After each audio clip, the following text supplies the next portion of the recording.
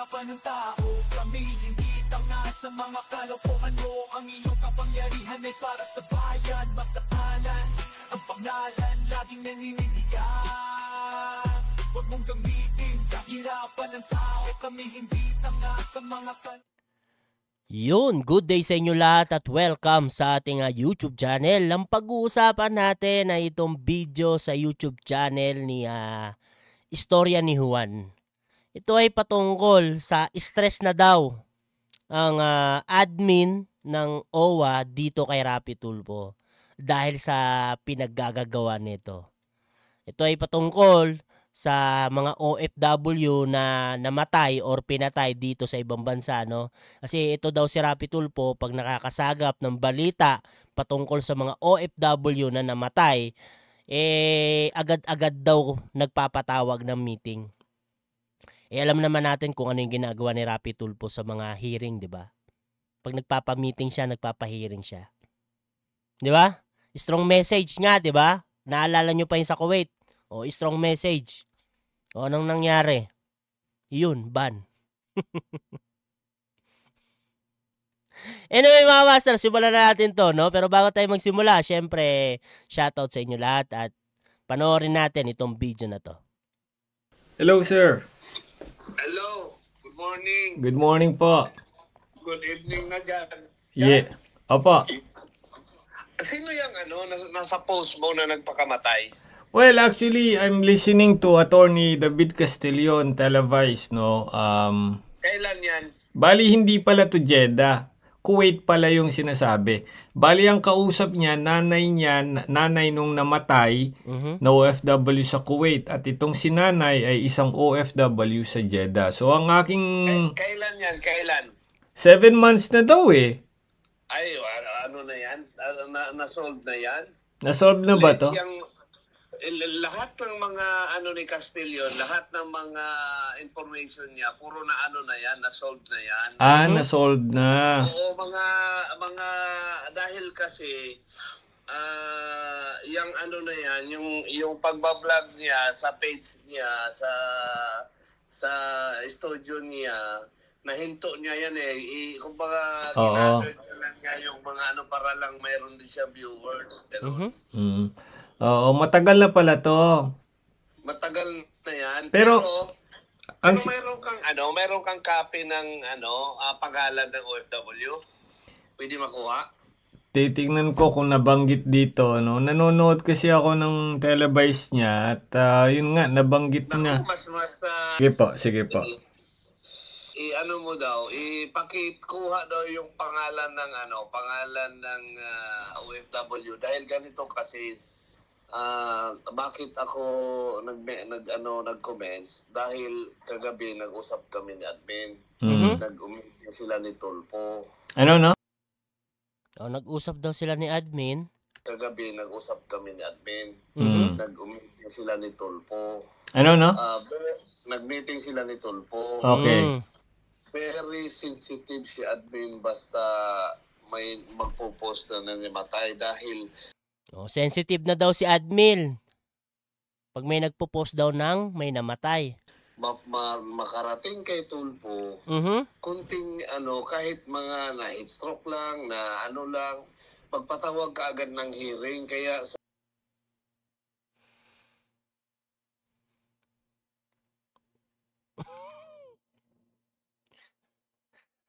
hearing agad, di ba?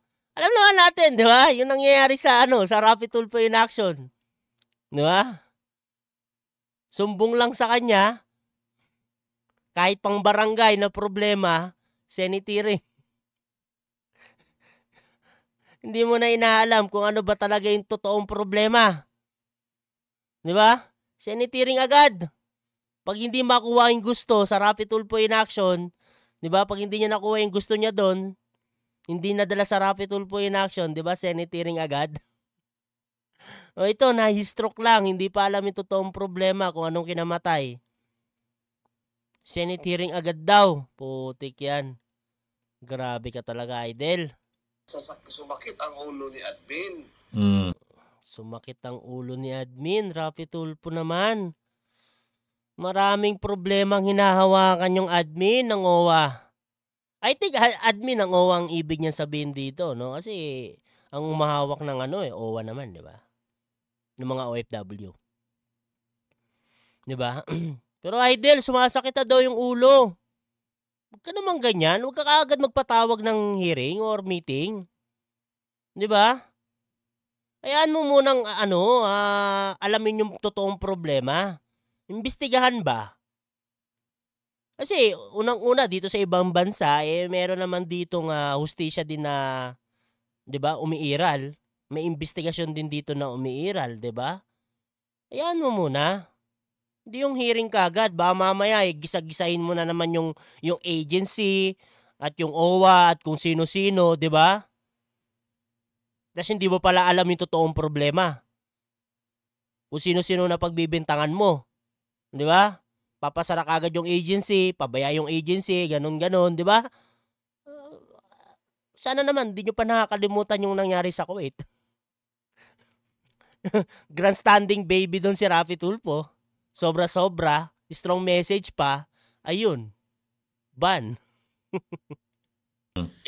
Alam mo naman si Tulfo, puro tama siya. Wala naman siya, Si Raffy Tulfo daw, lagi tama.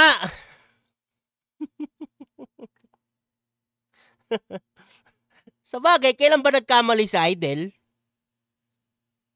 Di ba? Kailan ba nagkamali yan? Lagi naman tama yan. Kahit maling-mali na, tama pa rin. Di ba? Yung resource person niya, pangangaralan siya. Sasabihin, ganito yung nangyari, ganito po yung kalagayan, paano nangyari, ganito, ganyan. Si Raffy Tulfo, nagsasalita pa lang yung resource person, nagpapaliwanag. Parang asong hindi mapakali eh. Tahol ng tahol eh. Hindi, joke lang. Di ba ganun yung nangyayari? Sino ba naman talagang hindi matitrigger or mai-stress kay Raffy Tulfo pag ganyan? Kunting kibot senitiring agad. Tapos siya palagi bida. Lagi daw tama. Totoo naman, lagi naman tama si Idol. Kailan ba nagkamali yan? Di ba? Kahit maling-mali na ilulusot pa rin para tumama siya. Anak talaga ng siya. Magaling sa hearing Pero sa totoong trabaho niya, hirap na hirap Idol, mukhang mabibito na ata yung Magna Carta mo. Mukhang shoot talaga sa banga sa basuraan. Hindi naman niya alam dahil ang reason ni admin, umaandar naman kami, gumagalaw kami. Tapos ang gusto lang niya mangyari, lagi niyang i-air para sa YouTube channel niya, mga laging ini-air daw sa YouTube channel niya. Idol, magbago ka na. Huwag naman ganyan.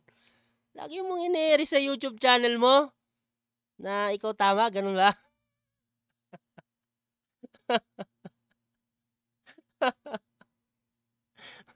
Pero ito talaga totoong nangyayari. Grandstanding talaga si Raffy Tulfo pag may mga senitiring. Nakala mo talaga alam niya talaga yung totoong nangyari. Pero sa totoo lang, hindi ko naman ramdam dito. Ako OFW ako, pero hindi ko ramdam si Raffy Tulfo dito sa ibang bansa. Wala. ganon. Very sensitive si admin. Kaya kagabi nagpatulong siya na kung maaari natin muna yung mga posting. Sabi ko nga sa kanya, naman, pero hindi natin maiwasan yan kung yan. Malabo talaga maiwasan yan, di ba? Sa sobrang bilis ng internet ngayon, di ba? At sa sobrang bilis ng chismis. Di ba? Malamang sa malamang, makakarating yan. Escalate na yan pag mga ganong mga issue. Sabi niya, wala namang problema. Basta huwag lang sana makarating sa kanya.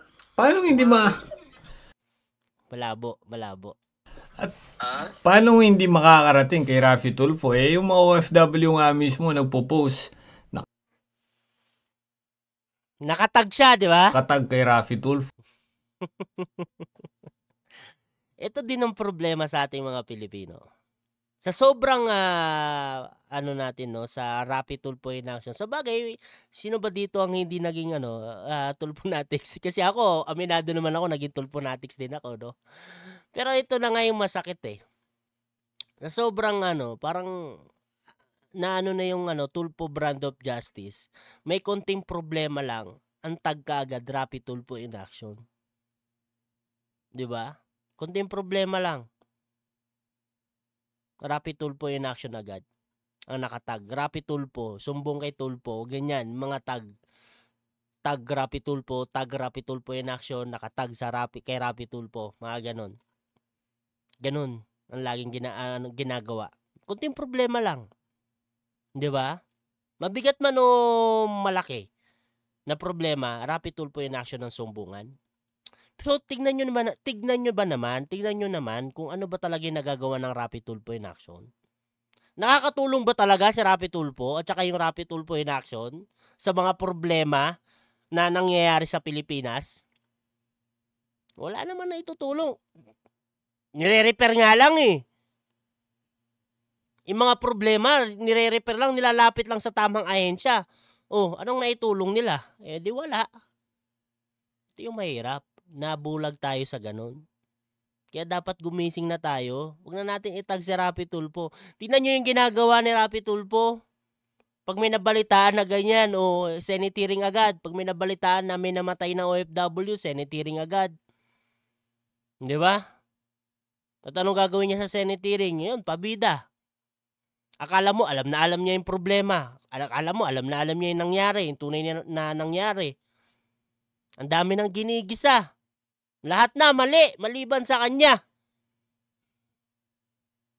Dapat mawala tong gantong klase ng mindset sa atin. Walang naitutulong si Rapid Tulpo at yung Rapid Tulpo in action sa problema ng Pilipinas. Dagdag pa nga eh. Hindi, joke lang. Pero dagdag pa nga sa problema eh. 'Di ba? Kasi ipipilit niya na ilabas niyo yung ganito, 'di ba? Lalo pag may tinatawagan siya sa Rapid Tulpo in action, yung mga nangyayaring investigasyon, ipipilit niya kung ano na yung nangyayari sa investigasyon ng mga pulis, 'di ba? Dagdag pa nga eh. Pero ito, dapat mabago sa ating mindset. Tayo lumapit sa Rapid Tulpo in action, dating lapitan si Rapid Tulpo. Doon tayo pumunta sa tamang ahensya. Wala namang may tutulong sa atin yan. Pwede dali. Nakatag. Pero hindi naman sila basta-basta na hindi sila basta-basta na papatol sa issue. I-evaluate muna nila yan. Oo. So, ang lang ni admin doon. Dapat ang tinatag natin, #OWA, di ba? Mga ahensya ng gobyerno, ganon. Maaari, kung mag-post ka man na may ganyan, kailangan accurate yung yung detalye mo. Diba? Dapat hindi facts. Yung lang.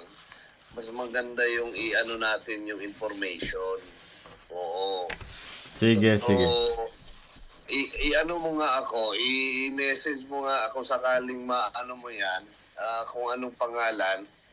Titingnan ko kung na ba yan, kung sino yung OFW na yan.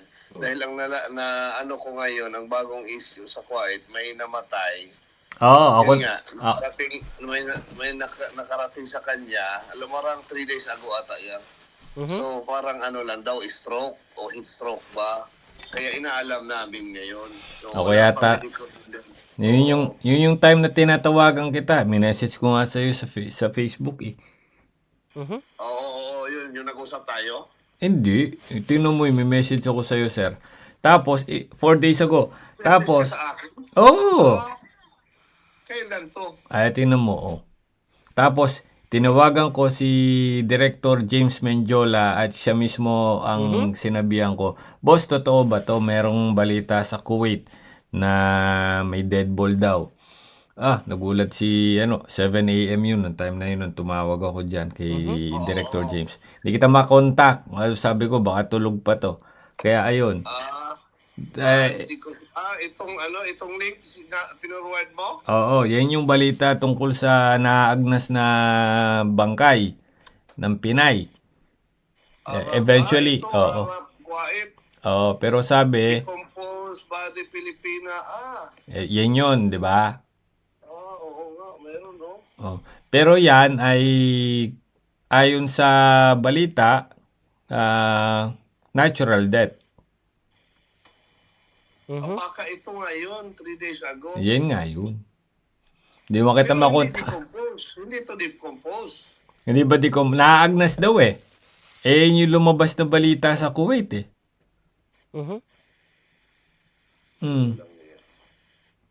Pero naagnas ba talaga? Hindi. Yun nga, i-follow up ko ba? I-update din kita niyan. Sige. Sabi naman ni Director James, confirm na Pinay nga. Pero natural death daw. Hindi naman niya sinabi kung decompose nga talaga. Sige, ko mo ba? Update kita.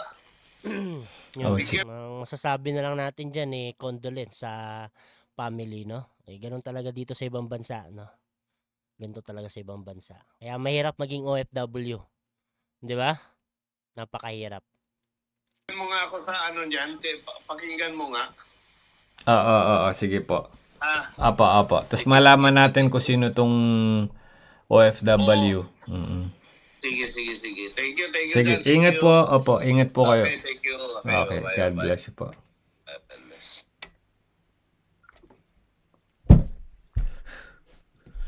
Tawag ka sa akin tapos.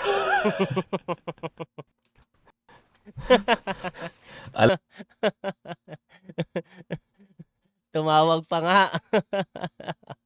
Pero pinag-iingat lang naman tayo. Di ba? Pinag-iingat lang naman tayo. Na wag basta-basta magpo-post kasi pag nakarating kay Idel, trigger 'yon. Sanitiring agad, 'di ba? Tapos kawawa na naman yung agency. 'Di ba? At kung sino-sino na naman pagbibintangan. Anak ng tutya. Alam mo naman, naka-live ako. Ay, nako. Atin lang, ha? Huwag maingay. So, mainit sa mata. Mainit ngayon si Bossing Senator Tulfo. Issue ng mga OFW yung nababalita dead ball. Ingat-ingat lang. Napuputol pero ang ibig niya sabihin niya na dead ball. Pero yung mga OFW na kinakasuhan, bait parang walang excited. Hindi, joke lang. Yung OFW na kinasuhan niya ng cyber libel, parang wala namang imix idol, di ba? Hindi siya natitrigger doon na. Lang, make sure lang po na pag namatayan, may ebidensya kayong pinatayan kung sinasabi yung pinatay. Yan, tama, 'di ba? Kaya nga dapat ang ginagawa talaga, 'di ba? Manggaling mismo yung report dito sa kung saang bansa namatay yung tao, yung OFW. 'Di ba? Kasi kung ano yung lumabas sa balita, yun yung sinabi ng mga pulis. 'Di ba? Yun yung lumabas sa report, yun din yung ibalita natin. 'Di ba? Kasi para kung sakali mo makarating ito kay Rapi Tulfo, wala na siyang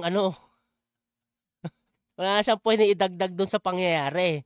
Hindi niya na pwedeng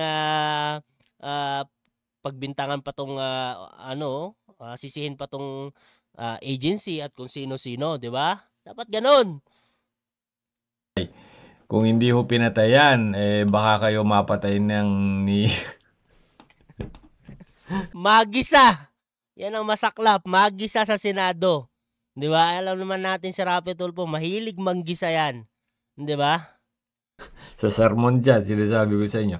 Okay, so hindi na natin tatapusin ito ngayon. Medyo mahaba-haba na rin naman. Anyway, hanggang dito lang naman tong video natin, no? Pero yun na nga, ingat-ingat. Mainit daw sa mata ni Rapi Tulfo, no? At yun, dahil dyan, nai-stress na tuloy, di ba? Natitrigger na itong admin ng OWA. Kay Rapi Tulfo dahil sa ginagawa niya. Sanitiring agad, putik talaga. Hindi mo na alamin kung ano talaga yung totoong problema. Hearing agad. Anyway mga master, hanggang dito na lang tayo at maraming salamat sa pagsama sa ating video, no? Ingat kayo palagi. God bless po sa inyong lahat. Paalam po. Huwag mong gamitin kahirapan ng tao. Kami hindi tanga sa mga kalokohan mo. Ang iyong kapangyarihan ay para sa bayan. Mas takalan ang pangalan, laging naninindigan. Huwag mong gamitin kahirapan ng tao. Kami hindi tanga sa mga kalokohan mo. Ang iyong kapangyarihan ay para sa bayan. Mas takalan ang pangalan, laging naninindigan. Huwag mong gamitin kahirapan ng tao. Kami hindi tanga sa mga kalokohan mo. Ang iyong kapangyarihan ay para sa bayan. Mas taralan ang pangalan, laging naninindigan. Pili-pili igising sa himig ng katotohanan. Titindig at lalaban sa pang-aabuso ng kapangyarihan. Huwag mong akalain kami mananahimik lang. Ang bawat salita mo aming haharapin ng may tapang. Mga inaapi ngayon na sa bawat post of vlog kami nagkakaisa. Mga maling gawa inyong ipihina ay pulo na ang boses sa lahat na laban.